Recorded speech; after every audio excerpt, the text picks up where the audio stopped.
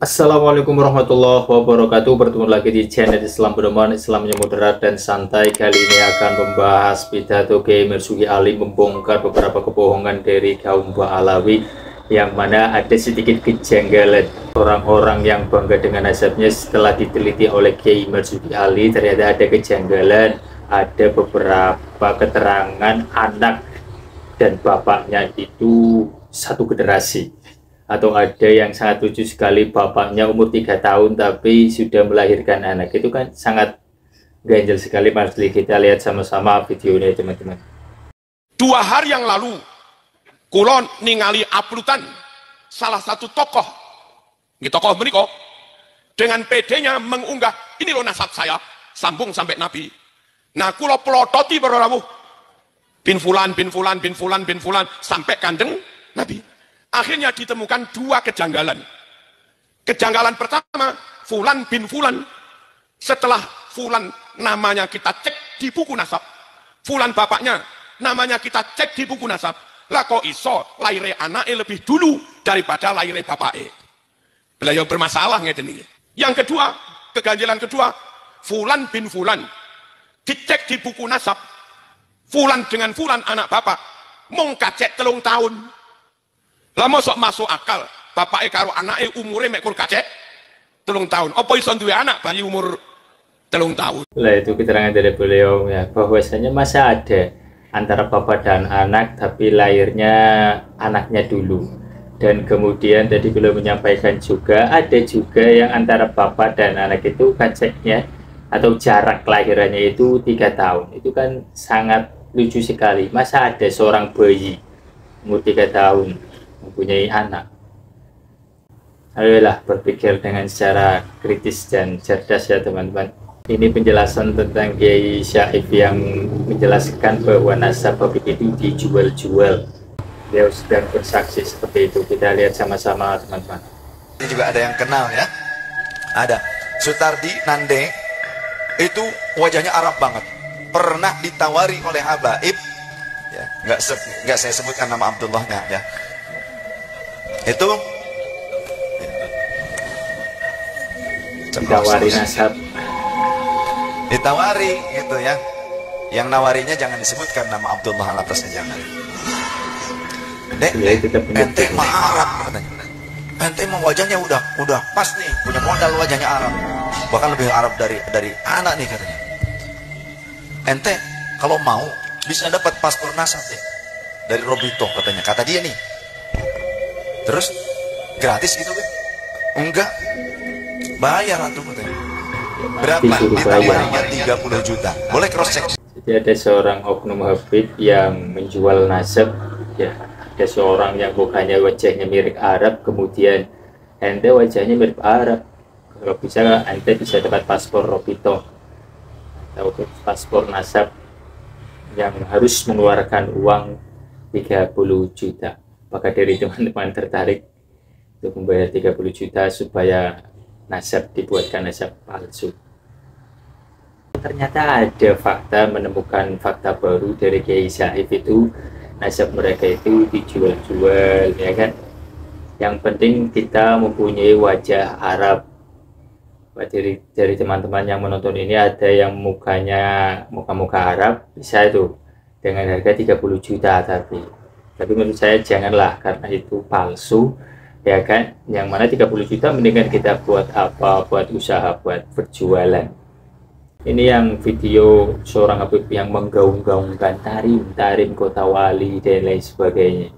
Kalau gitu kembali saja sana ke Tarim, gak usah di sini. Surganya yang ada di dunia itu yaitu kota Tarim Hadramaut, luar biasa.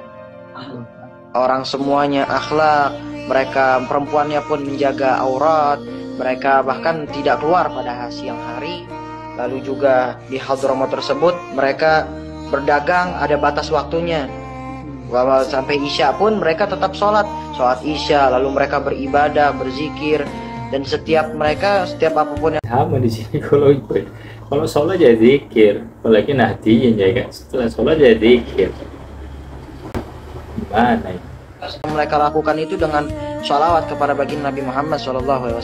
Jadi memang betul-betul sampai sholawat di sini, kalau ceramah pasti ada sholawatnya juga. Di Indonesia cuma negara paling aman, surganya dunia.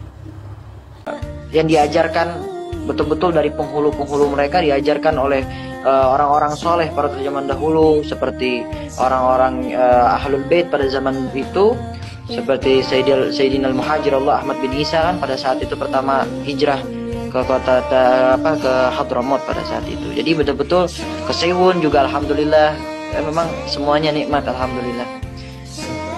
Semuanya nikmat semua. Kalau di Indonesia itu negara paling damai di dunia kalau beribadah, tidak ada larangan apapun. Kalau di Tarim, kalau di Yaman itu masih ada perang, ya kan, negara dengan kemiskinan yang sangat nyata. Banyak sekali, air pun juga tidak ada habis-habisnya, padahal di sana panas.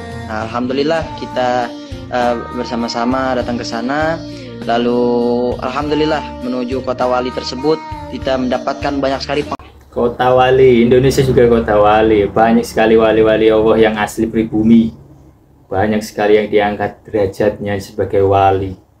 Pengalaman yang luar biasa, memperingat lagi ataupun memperjelas lagi bagaimana sejarah-sejarahnya para aulia, para wali-wali Allah, para orang-orang yang soleh waktu di Hadramut itu tersebut. Dan itulah teman-teman, mereka itu selalu menggaungkan kelompoknya sendiri di Tarim, selalu menggaungkan kota-kota mereka, tanya kota wali, kota paling damai. Kalau paling damai ke sana lah, kembali ke kota mereka.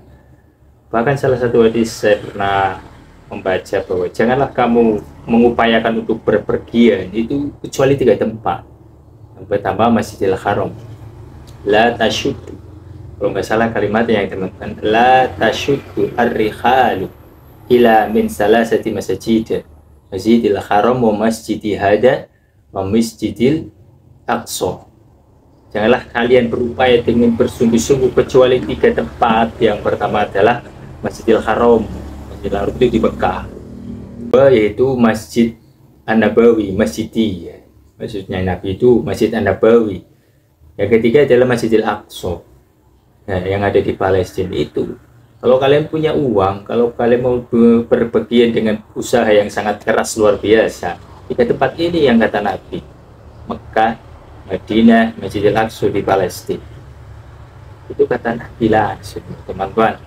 Jangan ada framing-framing Tarim itu kota yang mulia dan lain sebagainya. Bahkan ada Ka'bah palsu buat tawaf yang saya pernah dengar beberapa keterangan dari orang-orang di sosial media.